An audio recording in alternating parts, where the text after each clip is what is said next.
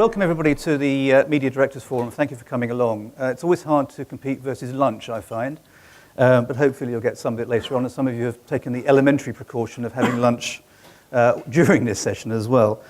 So my name is Nick Manning. I'm very pleased to introduce you to four very senior players in the market, media directors who command very large budgets and whose point of view, therefore, on the market is extremely important to everybody at this conference. And I've taken the precaution also of preparing a few questions to get the conversation started.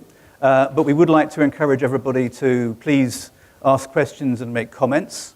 There will be a roving microphone.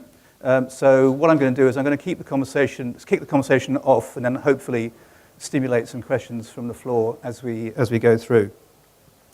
So to start a question, if you like, is I think something that affects everybody here in this room and also on the panel.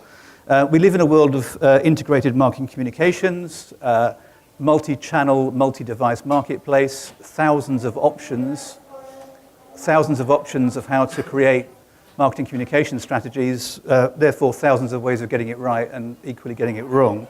So the first question really, and I'll start with Sital really, is how are Philips dealing with integrated marketing communications, and how are you organizing your business to cope with this world where you've got multi-channel, multi-device, and therefore multi-agency? Thank you. Thank you for the question. I don't know whether I like your comment about senior marketeers. We're all, I think, just learning and growing in this space. When it comes to marketing communications, I think we have been using for the past few years the consumer decision journey a lot in trying to understand what are those touch points with which we can engage with our consumers in a meaningful way. What is the trigger phase? What are the touch points you're going to use in trigger? How is social media important for you or not? We deep dive with our agency partners on each of those touch points and try to see how relevant it is for the products or the brand that we are trying to sort of put out there, and use those not uniformly for each campaign or for each communication piece that we work with, but based on relevance, we pick on those and start using those and driving that journey in a way. When it comes to, I think, how are we setting ourselves up to managing that, we have teams that are dedicated to each of those areas, both centrally, and we are trying to increase that sort of dedication in the local markets, because ultimately we also believe that media is something that happens in the media marketplace locally, and it's not something that you can manage centrally. Okay. And it's a journey right now, and we are trying to put those teams and people in place and taking things forward. And at the same time, I think we have a philosophy where we are not shy of learning, we are not shy of failing. As long as the failure is manageable, we should be open to failure and try and learn and be better the next time. Okay. And how do you deal with the changes in consumption habits of media? So, for example, second screening is a relatively new phenomenon, yes, which affects, I think, everybody again in terms of people watching television, using their tablet or whatever at the same time, tweeting, interacting with the program. How do you keep on top of that from a research point of view? Do you have means of measuring the effect of that? Yes, we are putting in a lot of effort and sort of investment in research as a company, and I've seen that change in the past 2 years, definitely. I think it's important that the concept of the 25th hour that people are sort of creating to be able to make time for the things that they really want to do. What do they do in that additional hour that they create for themselves during the day? And how are we able to engage with the consumer in that period in a meaningful way? That's all something that I believe as communicators, as marketers, are trying to understand and get to know and then work with. I don't think we are on top of everything, and that's not manageable in today's world and the complexities. But we are all in a phase of learning, improvising, sharing, and then working on building those. Okay. So Gerry, I know that you've spent a lot of time looking at IMC, and you've been doing it a lot, both in your previous lives and now at Mondelez. How do you go about structuring integrating media communication or marketing communications and media communications? And have you cracked the code of measuring ROI in that yet? trick question. Well, I love the fact that you were talking about consumer decision journey, because I've spent 5 years working for a large snacking company selling chocolate and biscuits and coffee and cheese and gum and candy. But prior to that, I worked at a consumer electronics company. I worked at Samsung. So I tried to transplant this idea of a consumer decision journey or a consumer journey into that business, and it took a little while. But I think that it took root, and we were able to understand barriers and opportunities to growth using that technique. The bit that we've kind of pushed on from there is really begun to embrace comms planning at a global, a regional, a local level. We took a conscious decision to call it connections planning. The idea being that if you take second screening as an example, the thing that's magical about that is the connected nature of those 2 points of media consumption. They are not individual and separate and shouldn't be treated in that way. So if we can begin to understand not only consumers' media consumption patterns, but the way that they are naturally connected together, you can begin to get to some really quite interesting places. ROI, we're obsessed with ROI at the moment, as those of you who work with me will attest to. And we've really begun to force a lot of these newer channels into that same kind of crucible of evaluation. And they have to withstand the same intensity of scrutiny as everything else does. I think the trick really is to make sure that with all of this proliferation of channels, we are feeding metrics into these models that are kind of sensitive enough to kind of pick up the spend. Okay, so then you can disengage parts of the equation and then the totality and try to explain how the individual components generate Absolutely. ROI across the either business. directly or I think the other thing is, in this kind of connected world of touch points, particularly when you address ROI, you've got to understand that some of these touch points are going to be driving sales directly, and some are going to be driving sales indirectly. Yeah, and it's knowing how to measure the difference between those two things. Absolutely. We've talked already quite a bit about social media, and in one of the sessions earlier on, we talked about the fact that social media is no longer a nice to have or a luxury. It's something that everybody should have as part of the marketing mix. Craig, in your job title, it's got social media. So I would imagine that's quite important to you. And how do you structure your social media activities, and how do you measure the contribution of social media to your business performance? Yeah, I mean, we kind of have decided to kind of take social and digital and really bring it under one area. But we also are trying to really sort of put social at the centre of a lot of what we do, especially in our market with mobile and sort of the young demographic we're trying to reach. Really understanding the networks, actually hiring people who understand these spaces. So we've sort of built an internal team of expertise. We've also started to bridge the gap between sort of bought and earned and owned media, and we're starting to join sort of how communications work with us. So we kind of had this whole idea of digital first, and I think you can't really do digital without understanding social. And social media is one of those things where I think, if I'm honest, I think over the next few years, I'm hoping the idea of social media fades away and it just becomes really good marketing. Because this idea of marketing, communication, and media, I think we live in this world where we sort of split these things up and we create this science and we fragment it all into different pieces. The consumer doesn't care. They just care about the consumer journey, their experience, how they engage with the brand. So I think it's really important to understand social, but we sort of really took it from a ground up, but also from a sort of CEO down. So we actually got Stephen Elop to really buy into the idea of engaging, putting social sentiment analysis, figuring out what consumers want, what they're engaging with, what the hot topics are, and really using that to inform our sort of larger marketing strategy. I mean, sort of ironically, our team now we do probably more work across marketing than just in social. So we're sort of concepting the ideas, developing the comms plans, building out the media plans, with different parts of the business, but it's starting to feel like it's starting from a social idea and then building out, rather than building from a media idea and sort of coming back to social. Because I think for too long, you would always come up with a big campaign and everyone would do stuff and they go, right, let's post a picture on Instagram or Facebook. And that is no longer effective. You really need to think about the mechanics of content. You need to think about the integrated approach to it. And you need to really understand, I think back to the point there about the consumer journey, where are they, where are you trying to reach them, how do you engage with them? And I think it's becoming increasingly complicated and difficult. It's by no means easy, and I think for a long time everyone thought social media was cheap, easy and free. I think anyone who's done it knows that that's absolutely not the case. And what about social media metrics? Do you feel that you've got a very strong command of the metrics in place to be able to measure the contribution of social media? We have. We spent a long time looking at all the different measures within social, and we sort of got to the point, I think the guy earlier, I think it was David on stage from AOL, was talking about the idea of share.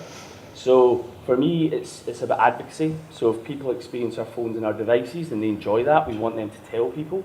So in the real world, people recommend products and services to their friends in the pub. So we kind of have taken the idea of share and advocacy and put that at the centre.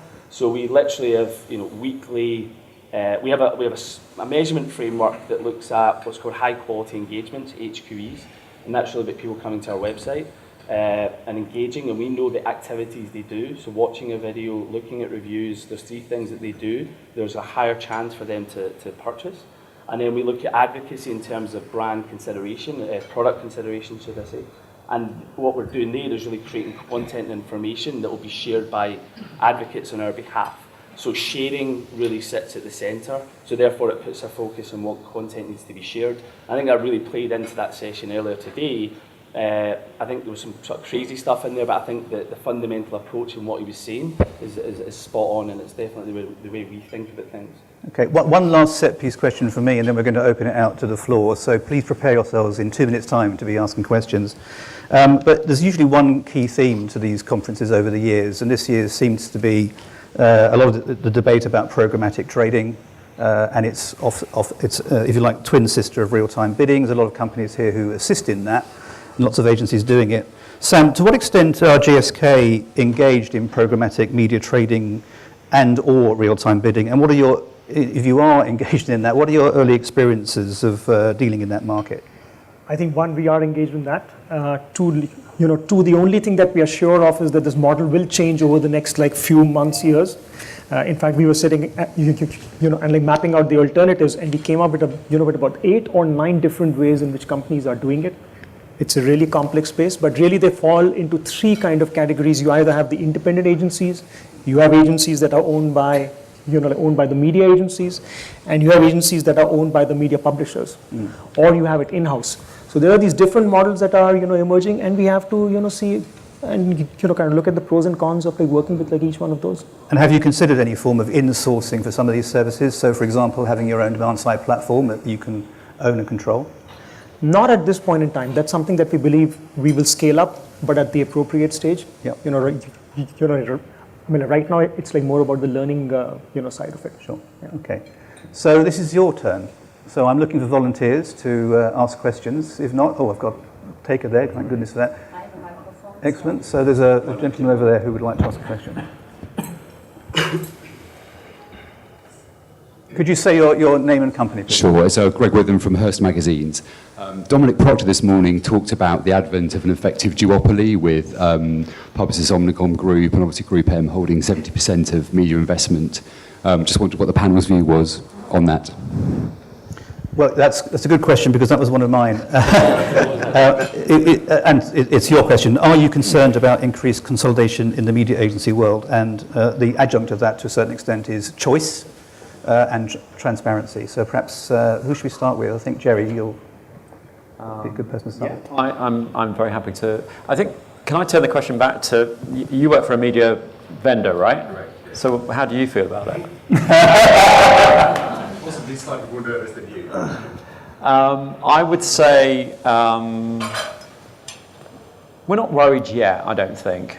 We work with half our regions with one of the agencies involved that's going to be part of this bigger group. I think our point of view is you need to take 2 criteria into account when you're looking at agencies from an advertiser perspective. Firstly, how big they are, and more importantly, how big their group is. But then secondly, how big you are within that group as a client. So I think you can begin to offset that because there is a reason why the smaller groups exist, right? There are clients there that are getting good service, that are getting good value. And I think that we're not especially worried as long as we can maintain a sense of where we are within the scale of either of those 2 operations. Sital, do you have any concerns about this? And would you worry more if there were further consolidation in the marketplace as a result of Publicom? Well, if it goes to the level of monopolistic situation, then of course there's a worry for everyone in the room and outside. But currently what I am seeing in terms of consolidation is not worrying to me because it does not necessarily mean that the more players you have in the marketplace will make things any easier. Yeah? And especially now than ever before, I believe, there needs to be strong partnership, almost between advertisers, agencies, and media publishers to work together and try and manage this increasingly complex world of media. That will only happen when you have strong partners. But I agree to what Gerry said, saying it's about people. It's a people business. So you need to have the right teams in place who understand your business and who are able to give you the value that you're looking for to drive your business forward. As long as that is there and that comfort level is there, then I don't see it currently being a problem for me. So broadly speaking, you see consolidation as a positive because you feel that you need better resourced agencies who can help you cope with the multiplicity of options in the marketplace, and therefore the better resourced they are, the better position they are. Especially with the complexities of the digital world and the evolving. Do they need scale to be able to, if you like, go toe-to-toe with the Googles of this world? Sam, do you have a good point? Like that was the question that was, kind of playing out in like my mind, which is what happens with fewer agencies, negotiating and partnering and like talking to those few like digital players that we have. Is that good? Is that bad? The other part of it is with larger groups, like how will they manage conflict? I think that's like question number 2. And question number 3 is like, will they really be able to unlock the values of scale that they're talking about? Both in terms of operations, in terms of scalable services, in terms of like things like negotiations. So, we need to see how that space plays out. Okay. Yeah, I would agree with that. I think it's the how they work together. So it's all right, 2 companies coming together, but can they start to offer the services and internally bring their own processes together so that brands like us can maximise that value? So I think, I agree, going to sort of a sort of single kind of like, if somebody owns the whole thing, I think it's going to be worrying, but I think you definitely need to compete with Google's. There definitely needs to be some competition in the market at scale. And I think for a company like us, we need scale to basically operate across all the countries we operate in. But we also, I think, what I also do in some of the sort of ethos that we have is we also still work with a lot of small, agile, hungry agencies who can't scale for what we need, but at least they come up with a lot of the ideas and the concepts and things, and then we try and take that into the networks and get that distributed. So what you're looking for is a combination of light, agile, creative, and the big agency who can really execute. It's been working for us. Yeah, I mean it's been tough. Obviously, it's like it wasn't designed here kind of attitude sometimes comes in, and we didn't come up with the idea, so we're not going to deploy it. But I think we have to get over that. At the end of the day, I think. And these bigger agencies, I think they spend so much time in the sort of internal politics, they're actually sometimes missing out on the trends of consumers and things like that. I think it's important to have some of the smaller tech companies and agencies and be challenging the big networks to actually innovate themselves. Yeah. The other question is on transparency, and that's related possibly to this. And there, I believe, there should not be a question that there is a need for greater transparency.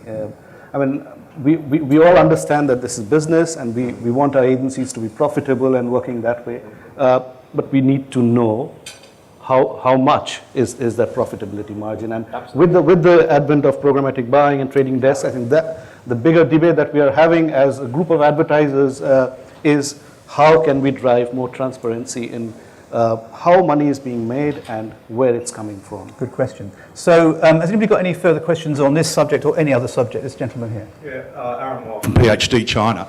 The question, we're talking about POG and obviously being part of that, but also we're talking about programmatic buying, which is a big part of the agenda. Programmatic buying, once it extends beyond digital into TV and outdoor, will actually fundamentally affect the power bases of the agencies because the volume will be diversified and fragmented again. So I think right now, but in 5 years' time, as sure as the sun comes up, TV will be programmatically bought and all buyers will disappear from the face of the earth, which some people think will be a good thing.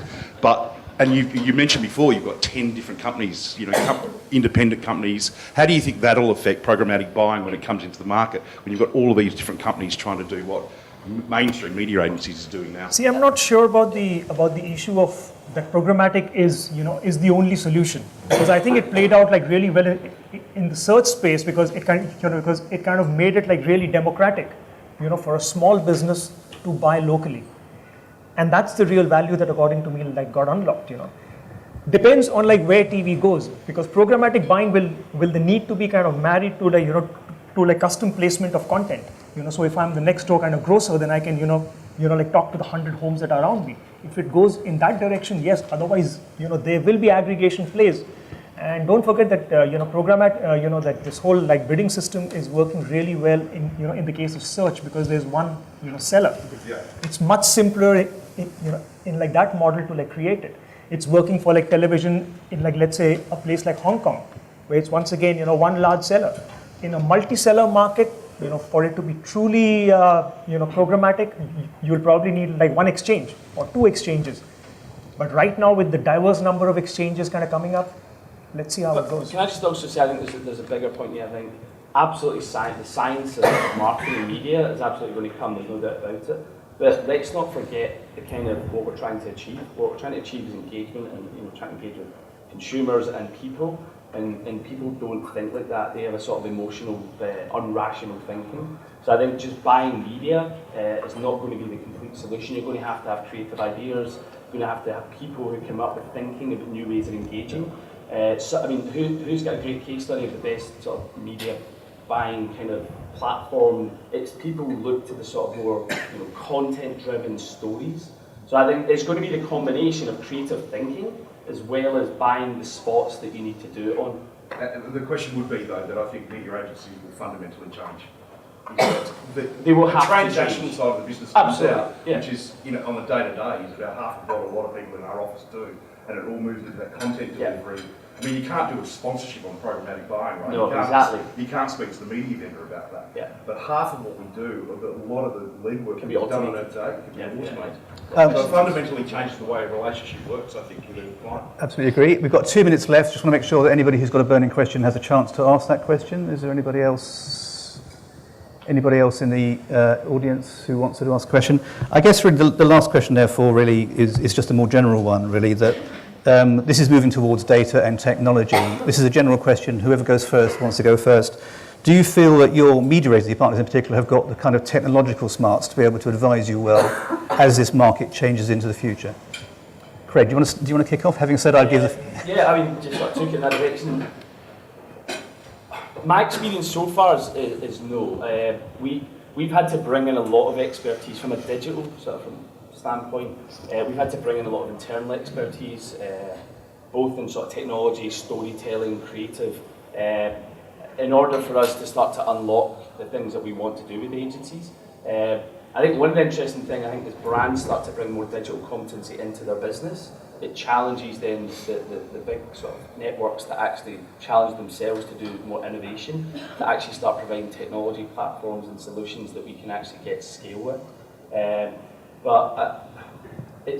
We've actually went out, we work with a lot of direct sort of technology companies to try and achieve things within Facebook, within new networks, because we felt like we haven't really been given the solutions and the things that we wanted to do from the big networks.